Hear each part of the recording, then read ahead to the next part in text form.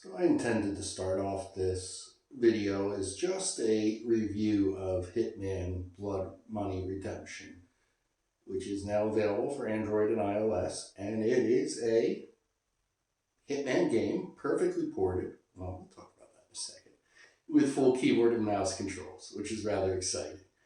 But as we'll see as we go through this, I found something interesting about the performance we get in desktop mode, some quirks of desktop mode, and that's going to take us down the benchmark rabbit hole. So hold tight and let's take a look at what we find. All right, so we've loaded up Hitman and I've saved you from the cinematic intro. Now this is full screen on the desktop.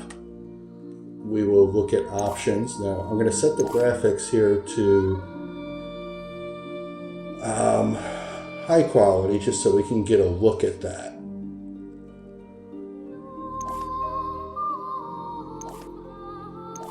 Playing around with field of view, I don't really know what I'm doing, but we are going to go into preset override. We're going to enable that. We're going to go into advanced graphics. We're going to set everything to high.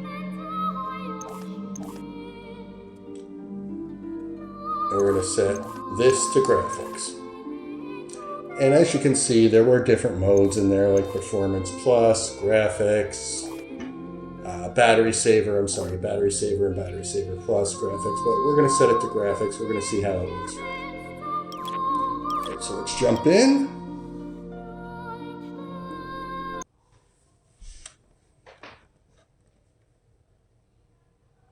And by the way, you can see the storage is fast on this because it does load very fast.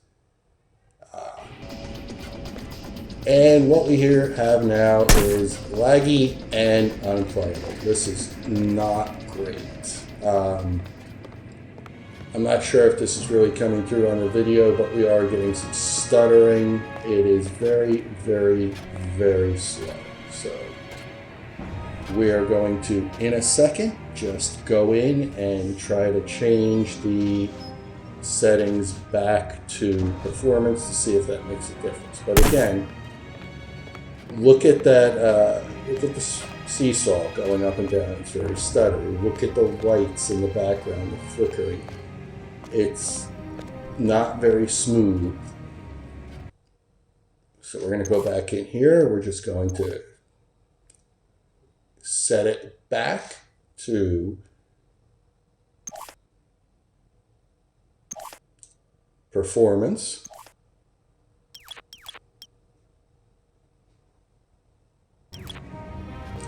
And we have a much smoother experience. Now, you may have caught something there, which is going to be relevant. And I think this is really a problem that Android gaming in general faces. If you saw it, you're going to see it again, but the taskbar came up. When I go to the bottom of the screen, the taskbar comes up. The status bar, the alerts, the start menu, the whole thing comes up. There's no way to avoid that. And I think that's because in the Android API for freeform desktop Windows, which is still a little embryonic at this point, there really isn't a way to indicate whether something should be full screen or not. This is actually a problem too when you use dedicated game mode in mode. It just doesn't. There's nothing there. As soon as you move your mouse to the bottom of the screen, you get the taskbar. Now the problem is, you have no way of knowing where the mouse is because you're just aiming, shooting. See, look, there it goes again. It's going to go away. But obviously I was looking down enough that triggered. And here's another problem coming up because I'm going to trigger it and I'm not going to be able to get rid of it. And I don't know how to get rid of it. I'm trying to look around, trying to get rid of it. There it goes. All right, now we can look down, grab our body, but it's back. And at this point, I have to look up a lot to get rid of it. I do it, but it's not intuitive. And if there were a lot of things happening on the screen at once, it would be a problem. But this performance is okay. Still not as good as we have in handheld mode when it's not docked. I don't know why I keep calling it handheld mode, but I do. So let's take a look at some theories on why that might be, and let's go down a benchmarking rabbit hole. So as I mentioned, something seems off because I get much better performance when I'm holding this in normal non-desktop mode. Which leads me down a benchmark rabbit hole. So hang on, it's going to get weird. Down the rabbit hole we go. So here is the Geekbench 6 result for the Moto Edge Plus 2023. This is average for a Snapdragon 8 Gen 2 CPU, 1912 and 5261, single core and multi-core score accordingly. By the way, this is actually slightly better than my old Ryzen 5 3600. So we've come a long way.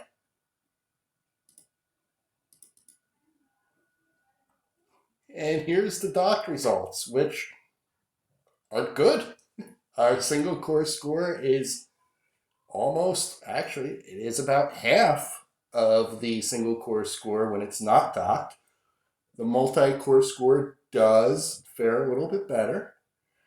I'm guessing, and this is just a guess, that the big cores aren't being utilized as heavily. I'm again guessing for heat reasons. I don't know, but I think that can account for some of the stuttering that we see in Hitman when we're running it in desktop mode. However, if we want to flip the script a little bit, all we have to do is look at our speedometer benchmark. Again, this is the docked mode. We get 197 runs a minute, which is pretty respectable. Not going to argue with this at all, but let's take a look at what happens when we're undocked in handheld mode and 104. Again, not quite half, but almost half. And it begs the question, what's going on? And I just don't know.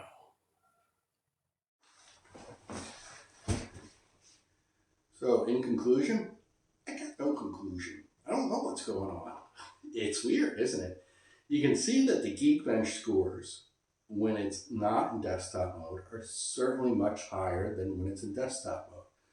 I can attribute that to a lack of cooling, the fact that the phone's receiving power, it's probably throttling down a little bit so it doesn't overheat. Maybe, I don't know. I'd love to test out a Red Magic or ROG phone which has active cooling to see if the benchmark results are different in handheld or not docked versus docked. It is handheld all the time, obviously.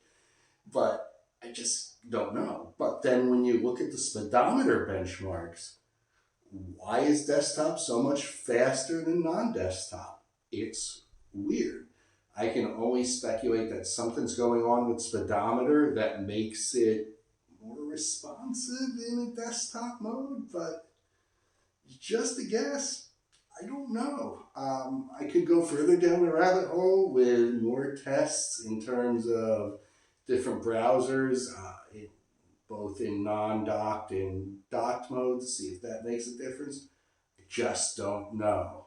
But let me know if that's something you want to see, or another video that I've been working on, because I've certainly got a handful of them, is a review of different USB-C docks and how they work. You might just be getting one of those anyway, but if you want to see a comparison test between different types of docks, how they work and what they recommend, I can certainly do that. So let me know.